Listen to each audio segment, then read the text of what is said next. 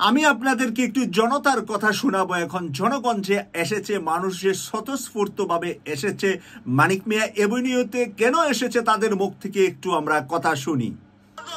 আমরা যারা শুনতেছি কি মেসেজ দেয় আজকে শহীদ পরিবার থেকে সারা বাংলাদেশের জন্য নাগরিকত্ববোধ এবং দেশাত্মবোধ থেকে আমার দায়িত্ব হিসেবে আমি এখানে এসেছি এবং আমার নতুন যে প্রজন্ম একে সাক্ষী হিসেবে রেখে একে এই দলের প্রতি সমর্পণ করার জন্য আমি এসেছি।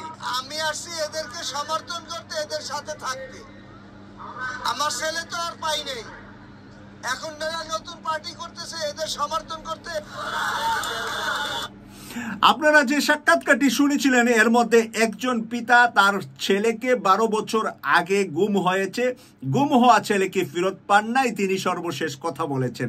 আরেকজন কথা বলেছেন তার ছোট্ট ছেলেকে কাঁধে করে 3 বছরের ছেলেকে নিয়ে এসেছে, বলেছিল যে আমি আজকে তার বয়স 3.5 বছরের কিছু বেশি হবে, কারণ 3 বছর বয়সের ছেলেকে নিয়ে 5ই আগস্ট উনি রাস্তায় ছিলেন।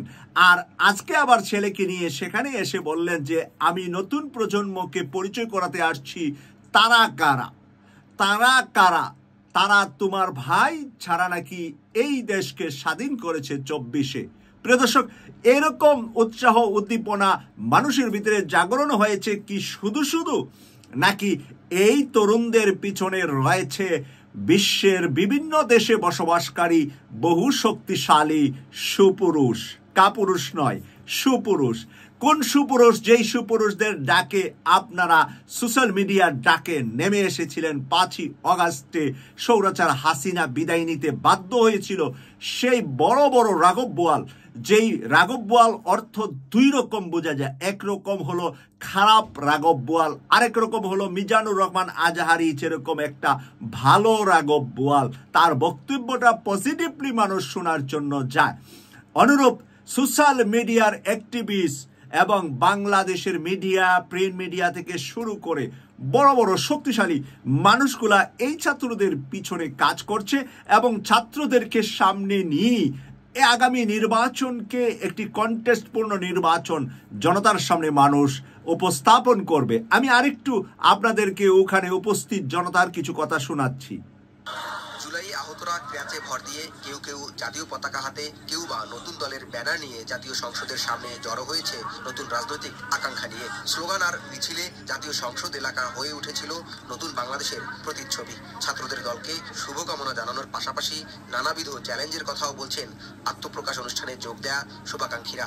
মানুষের অন্তরে ঢুকে যেতে পারে, পাড়া মহল্লা যদি এদের কমিটি গঠন করতে পারে, তাহলে এরা সর্ব জায়গায় দখল করে নিতে পারবে এবং তারা দেশ অবশ্যই চালাতে পারবে। যারা অভিজ্ঞ ছিলেন তাদের ভেতরে তো দুর্নীতি ঢুকে গেছে, সব দলের ভেতরেই। এখন এরা ছাড়া তো দেশ গঠন করার আর কেউ নাই, আর কারো কাছে তো কোনো হোপ পাচ্ছি না। জনগণের আকাঙ্ক্ষাকে যদি অন করে, আগামী দিনে যদি তারা জনগণের প্রতিনিধিত্ব করতে চায় এবং বিশেষ করে শাসন ব্যবস্থায় যদি প্রেসার গ্রুপ হিসেবে কাজ করে, তাহলে এই দেশের মানুষ, সকল মানুষ তাদেরকে সমর্থন করবে। জাতীয় ঐক্যকে সামনে রেখে ফ্যাসিস্ট বিরোধী যদি ঐক্যের দিকে তারা ভূমিকা রাখতে পারে, তাহলে তারা সফল হবে এবং জনগণের আকাঙ্ক্ষা বাস্তবায়িত হবে। আপনারা শুনতে পাচ্ছেন নারী এবং পুরুষদের কণ্ঠে কথাগুলা। নারী এবং পুরুষরা সেখানে এসে বলছে যে আমরা আশার সর্বশেষ স্থলে দাঁড়িয়েছি, আমরা দাঁড়িয়েছি নতুন বাংলাদেশ গড়ার জন্য এই নতুন তরুণ সমাজের কাছে। এর আগে আমরা যারা রাষ্ট্র পরিচালনা করেছে তাদের কাছ থেকে আমরা প্রতারিত হয়েছি শব্দটা তারা যে বলেছে তাদের মুখ থেকে, তাদের ভাষা থেকে, তাদের ল্যাঙ্গুয়েজ থেকে, তাদের কথা থেকে আপনারা শুনতে পেয়েছেন যে নতুন স্বপ্ন আমরা তরুণদের কাছ থেকে আশা করছি। তরুণদেরকে নিয়ে কারা এগিয়ে যাবে, কারা যেতে পারবে, তরুণদের সাথে কোন গার্জিয়ান সাথে থাকবে, সেই গার্জিয়ান নিয়ে এখন ভারত, পাকিস্তান যেরকম ক্রিকেট খেলা হলে একটা মানুষের ভিতরে উত্তপ্ততা কাজ করে, এখন বাংলাদেশ নিয়ে সারা বিশ্ব রাজনীতি কাজ করছে। বাংলাদেশ নিয়ে এই তরুণদের পিছনে বিশ্ব রাজনীতির একটা অংশ হিসাবে তরুণদের কাজ এখন আমরা দেখতে পাচ্ছি। আমরা এই যে স্বপ্নের জায়গাটা দেখছি, সেই স্বপ্নের জায়গা আমি আশা করি কেটিভি 24 এর প্রিয় দর্শক যারা সবসময় আমাদের অনুষ্ঠান দেখেন, আপনাদেরও মনের আকাঙ্ক্ষা স্থলে কিছুটা হলে খোরাক যোগাচ্ছে মানিক মিয়া এভিনিউতে এই নতুন রাজনৈতিক দলটি, তরুণদের রাজনৈতিক দলটি।